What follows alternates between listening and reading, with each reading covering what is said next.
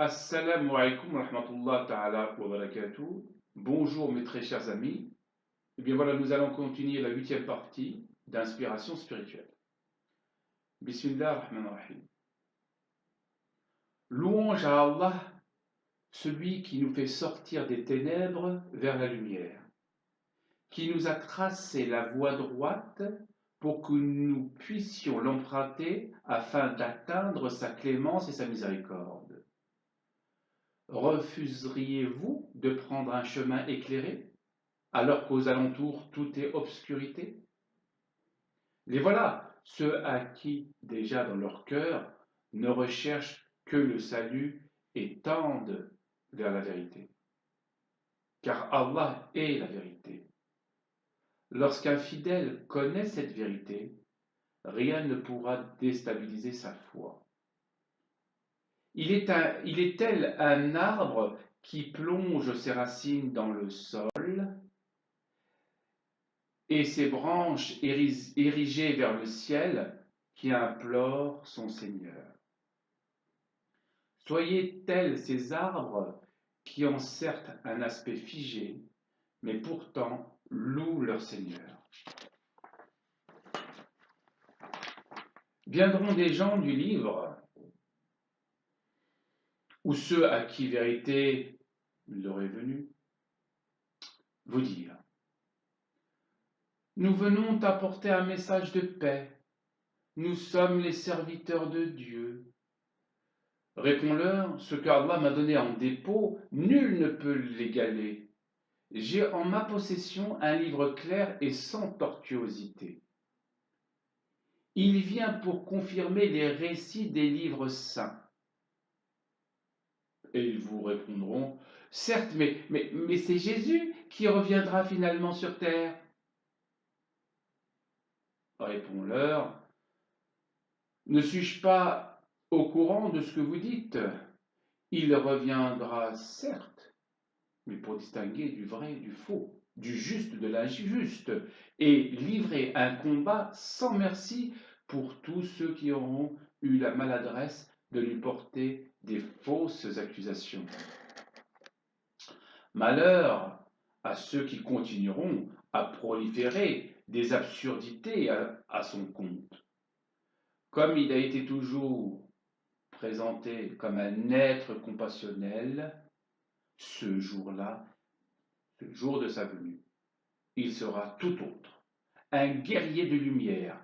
Il aura une armée derrière lui qui livrera bataille sur bataille afin de faire surgir la vérité. Son cri sera: Allah est grand, Allahu Akbar. Point de divinité à part lui, et Mohammed est son messager. Certains lui diront: mais qui est Mohammed? Paix et bénédiction soit sur lui. Jésus répondra en se dressant contre tous ses ennemis: Mohammed est mon frère. Pour tous ceux pour tous ceux qui se sont obstinés à ne pas croire à sa réalité en ayant le cœur endurci, ni à croire à son message clair qu'il a apporté. Dans ma main, je tends les évangiles, la Torah, les psaumes, mais dans l'autre, je brandis le Coran qui est venu comme le discernement pour confirmer les livres saints. C'est ce même Coran qui, par mon frère, leur a redonné toute la véracité. Oh, Jésus dira, il déclarera: Allah, seul ton agrément réjouit mon cœur et emplit mes yeux de larmes. Toi seul mérites toute ma dévotion. Point de doute en ce que tu m'as envoyé. Accorde-moi cette faveur de mourir en accomplissant ma tâche dignement, sans m'écarter du chemin de lumière que tu m'auras tracé. Aide-moi à raffermir ma foi. Ne retiens ni ma langue, ni mon bras, ni mon pied, s'ils doivent me conduire à te servir. Laisse-moi devenir un croyant au cœur illuminé par ta grâce. Sois miséricordieux avec moi si toutefois je faiblis comme tu l'as été auparavant. Allah, ma vie t'appartient. Mes louanges ne sont adressées qu'à toi et à toi seul. Accorde-moi toujours l'avantage sur mes ennemis, combien même ils seraient plus puissants en nombre et en force. Car tu es le seul puissant et sage. Ta puissance n'a aucune limite. Guide-moi et raffermis mon cœur contre toute souillure. Fais que Satan le maudit n'a aucune emprise sur moi. Qu'il me fuit par ta permission dès qu'il me ressent. Allah, tu es mon seul et unique créateur. Tu n'as point enfanté. Ma naissance, aussi miraculeuse soit-elle, c'est toi qui en as décidé ainsi. Tu as toujours su ce que cache et divulgue mon cœur. Ne me rends donc pas responsable de tout ce qui a été proliféré après moi, car tu sais que de mon vivant, tout ce que j'ai pu réaliser a été réalisé en ton nom, Allah, et en ton nom seul. C'est toi qui m'as créé et m'as élu pour livrer ton message. Point de doute, Allah, à toi revient le règne de toute la création, tout t'appartient et tout te reviendra. Il est parmi les gens du livre qui savent pertinemment la vérité, mais qui préfèrent la cacher car ils sont remplis de haine et de jalousie. Oui, ils se refusent à croire qu'Allah ne s'est pas arrêté à leur livre saint. Ils pensent qu'ils détiennent leur suffit et n'accusent aucun effort de suivre les recommandations d'Allah et son prophète. Pire encore, connaissant la vérité qu'ils ne veulent pas divulguer, et ils continuent à faire perdre leur communauté et livrent bataille contre les croyants soumis à Allah. Mais ces gens-là, se croient-ils à l'abri de ce qui les attend? Ils s'endurcissent dans leur rébellion, alors s'ils connaissaient la résonance de leur portée dans l'au-delà, ils n'auraient jamais agi de la sorte. Pure inconscience de troquer la vie ici-bas contre l'au-delà. Ici, tout a un temps, mais dans l'autre monde, le temps n'existe plus. Qui peut comprendre la notion du temps chez Allah, hormis les savants initiés et les rapprochés de leur Seigneur? Le temps a une définition quand il s'agit d'un commencement et d'un terme, et que tous les éléments qui le composent en sont piégés.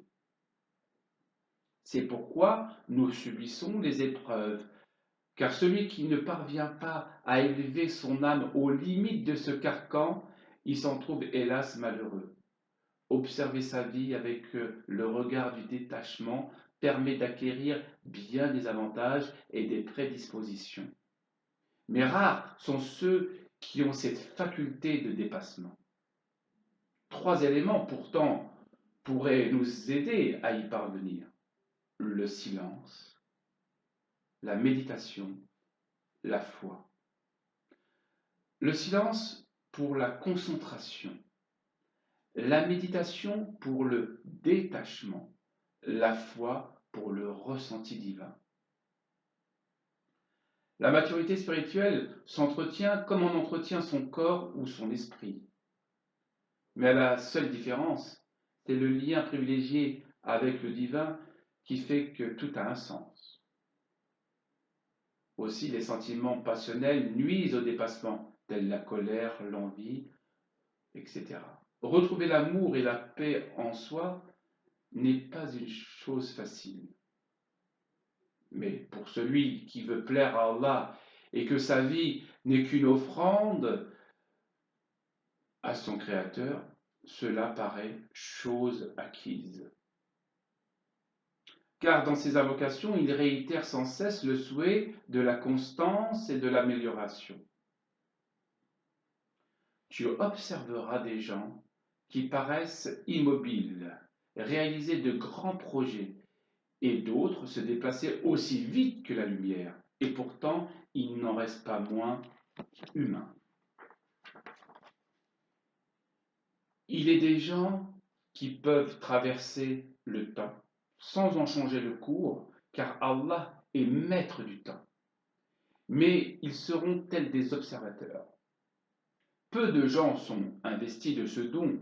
Il n'est accordé qu'à des gens qui, durant leur vie, louent leur Seigneur et, dotés ou pas d'étranges pouvoirs, ne fléchissent pas quant à leur adoration.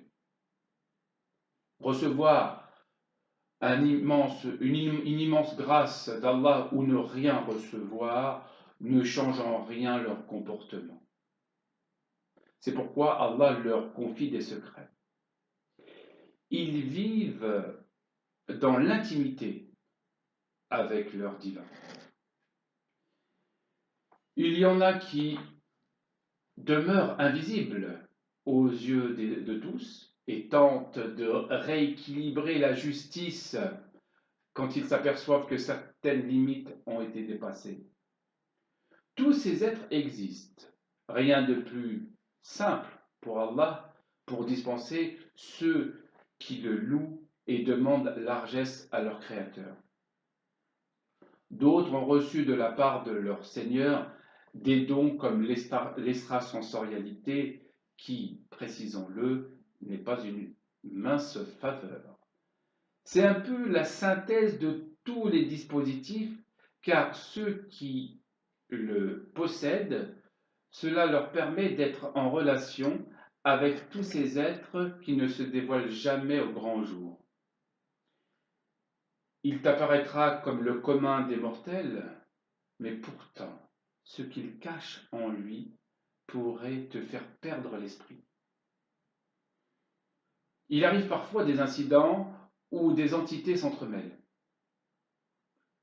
À celui qui n'est pas préparé pourrait ressentir un fort désagrément. Allah pourvoit à toutes ces créatures qui le demandent et qui le sollicitent. Mais dans sa miséricorde, il veille à ne pas retenir toutes les requêtes qui lui sont adressées, et cela pour le bien de l'humanité. Mais celui qui s'obstine à demander des sciences qu'il ne mesure pas la portée, qu'il ne vienne pas se plaindre si sa vie ne devienne qu'un pur cauchemar sans fin. Car dans son inconscience, il aura demandé à maintes reprises une chose qu'il ne maîtrise pas. Il est bon d'acquérir des vérités par le fruit de la recherche, tout en cherchant l'approbation de son Seigneur. Car Allah est avec celui qui réfléchit et qui fournit des efforts dans ce sens. Faites tenir votre science par des faits de votre propre recherche.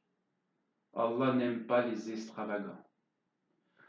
Soyez d'une toute humilité avec ce que vous découvrez, car c'est Allah qui vous fait parvenir à faire vos découvertes. Sans lui, point de résultat s'il persiste à ne pas éclaircir certains de ces mystères. Louez Allah et œuvrez pour obtenir seul sa satisfaction. Soyez endurant et constant. Allah approuvera et agréera votre démarche. Allah est l'audient et le clairvoyant. Pureté à notre Seigneur, qui s'est toujours montré d'une grande clémence et d'une miséricorde envers les peuples. Voilà, je vais m'arrêter là et je continuerai la prochaine fois, Inch'Allah. Je sais que c'est un discours très très troublant pour celui qui n'a pas l'habitude de l'entendre. Voilà. Et si vous voulez débattre, débattez avec une certaine maturité en commentaire. Merci beaucoup pour votre attention.